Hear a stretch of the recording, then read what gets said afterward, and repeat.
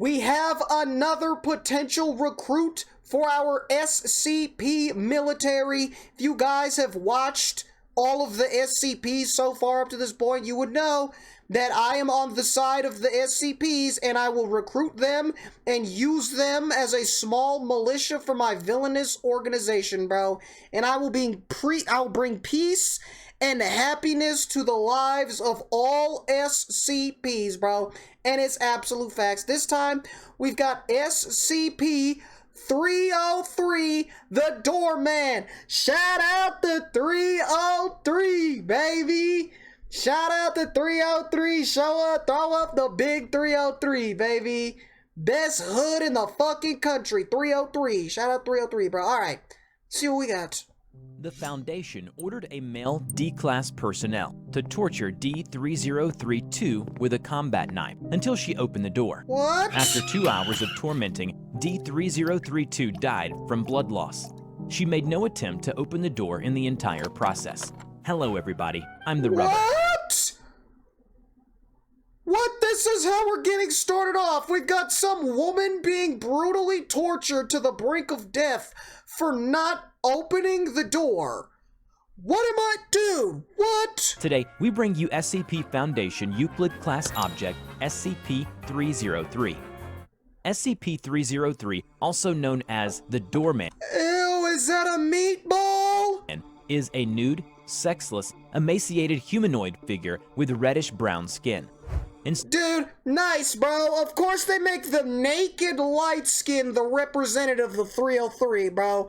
You really couldn't be more perfect than that, dude. Instead of normal facial features, its head is dominated by an extremely large mouth, which bears a set of oversized human teeth.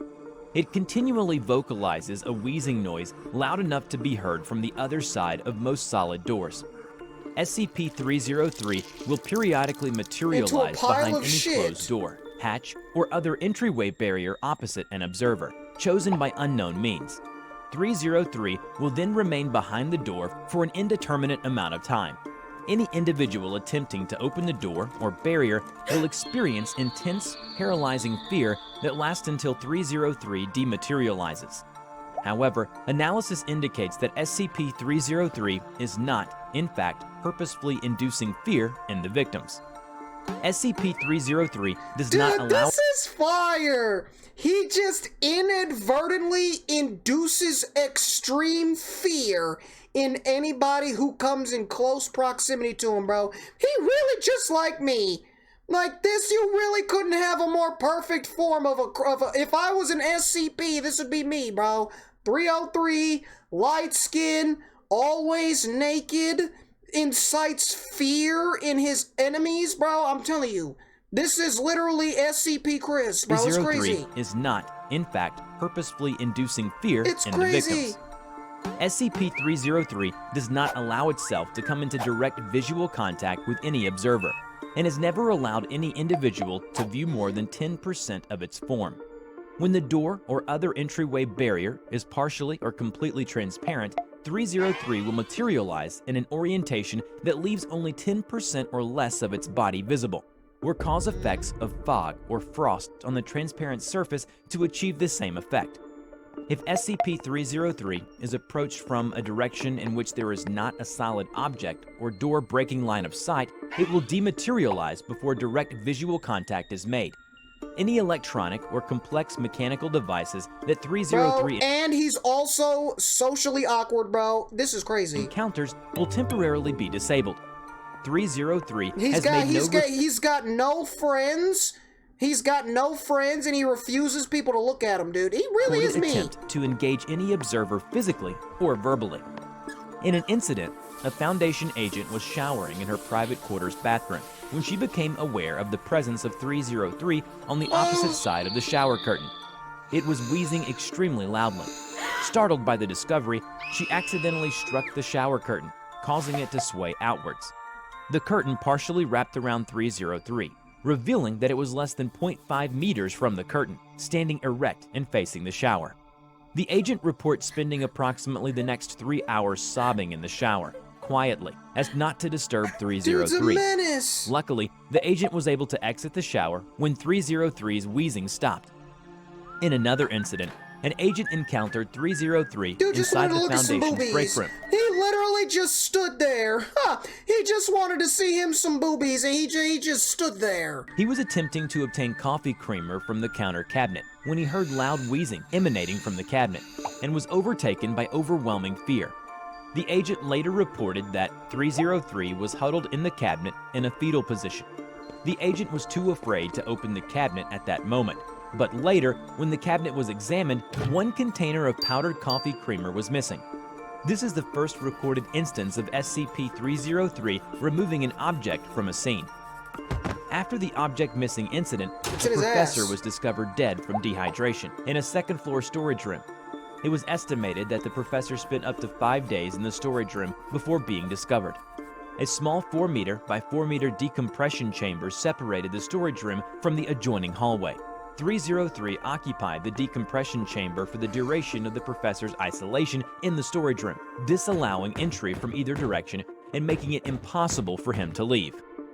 After all the above incidents, a team consisting of a researcher, a professor, 4 security personnel, and 4 D-class personnel were assigned to immediately perform on-site testing. The following test took place at the door to a room from the first-floor hallway, which SCP-303 was reported to be within the room. One male D-class personnel, D-3031, was ordered to open the door, and threatened that if he does not open the door, he would be transferred to another horrible SCP duty for non-compliance. He refused, citing extreme fear. This is fucked, see, bro, again.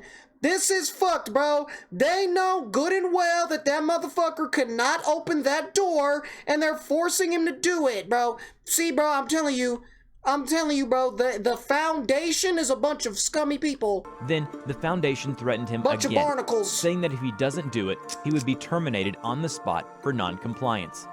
He refused, claiming that if he were to do so, that SCP-303 would hurt him. He was terminated on the spot. Shortly after, a female D-class personnel, D-3032, that had witnessed the termination of D-3031 was ordered to open the door, and threatened that she would be terminated on the spot for non-compliance. She refused, claiming that if she opened the door, that SCP-303 would hurt her. And although D-3032 was not terminated, the Foundation ordered a male D-class personnel, D-3033, to torture D-3032 with a combat knife until she opened the door. That's literally psychotic. After 2 hours of tormenting, Now they're, instead of killing the person who literally can't do what they want them to do, they're gonna use somebody else to torture them. Bro, I'm telling you. 3032 died from blood loss. I'm telling you. She made no attempt to open the door in the entire process. The Foundation once assigned Dr. Hessen to test on SCP-303, along with SCP-729-J. SCP-729-J is a that? soft toy that gives death stare and corrode anything or anyone who even catches a slight look at it. When Dr. Hessen was told to walk through the door with 303 on the other side while holding SCP-729-J, 303 promptly opened the door for Dr. Hessen and ushered her through before quickly exiting the room, with Dr. Hessen showing no sign of the usual fear response. 303 was found 6 hours later in an abandoned storage closet in a fetal position, sucking its thumb. SCP-303 appears to have She claimed— really built different, bro. That's crazy. That's crazy. Soon as they bring in the woman, now all of a sudden the SCP is feeling fear. Oh my gosh, he runs and hides as soon as the woman gets there. the second-floor storage room as I feel its like that own. explains a lot. It has so far disallowed any personnel entry to the room since May 4th of 2010. It leaves periodically to acquire Foundation property, which is then moved into the second-floor storage room. To date, 303 has acquired 1 cryotube, 3 sets of standard Foundation surgical equipment, 2 D-class research cadavers, 1 gasoline-powered generator, a variety large quantities of chemicals— He's trying to use their bodies to genetically modify them into his own army, bro. and also a Oh container my of powdered gosh. coffee creamer. In addition to this, a number of classified materials have been obtained by SCP-303, Staff are still attempting to determine what specific purposes SCP-303 He's trying may have for he's these trying to materials. reincarnate that. He's like a Orochimaru, dude, performing human experiments for his own sick pleasures. 303 was also suspected of stealing SCP-573 and What? SCP-899. This incident was recorded in Site-62's containment breach record. It was about 1:34 a.m. that day, and 303 manifests outside Site-62's main entrance. Security personnel were panicking and fleeing. 10 minutes later, 303 opens Site-62's main entrance doors. Video feeds overcome with static for a period of 36 seconds. Video blackout follows possible route of entity through site. Then, a SCP personnel reported seeing 303. It headed towards inanimate SCP storage vaults. Security team was tasked to contain 303 immediately. After about 20 minutes, the entire security team was incapacitated by SCP-303. Hey, bro, and he got the hands, bro. And he knocked him clean the fuck out, bro. 303 exits That's crazy. Site-62 unopposed, and video interference finally ceases. Security later reports an overwhelming feeling of terror, preventing them from acting against 303. Upon inspection of Site-62 after the incident, SCP-573 was found missing. Warnings sent out to all sites to be on guard for the entity. However, things didn't just end there. Around 6:17 in the evening the next day, personnel at an unknown site report feeling of unease and panic. As the site is situated in the Rocky Mountains, it was put on lock. The Rocky Mountains, baby. Shout out to 303, bro. Let's fucking go. This might be my favorite SCP so far, bro. Is situated in the Rocky Mountains. It was put on lockdown while nearby sites were contacted. All the video feeds of the site were disrupted.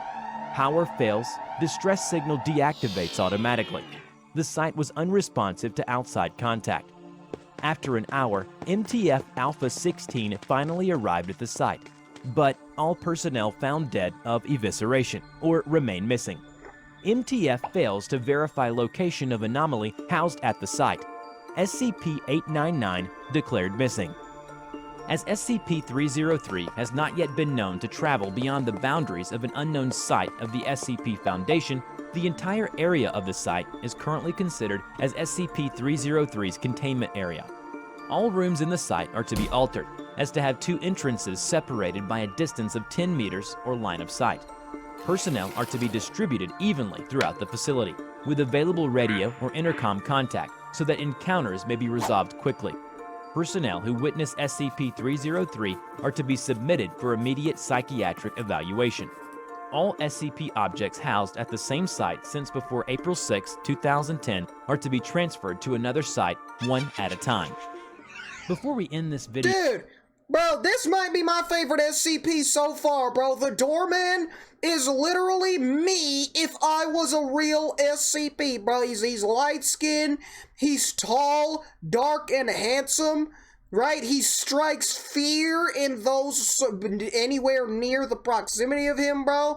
He hits himself some licks, right? Does himself some robberies because he's a real goon. You know what I'm saying? He's got big, beautiful, bright, shiny teeth, just like Chip Skylark, bro.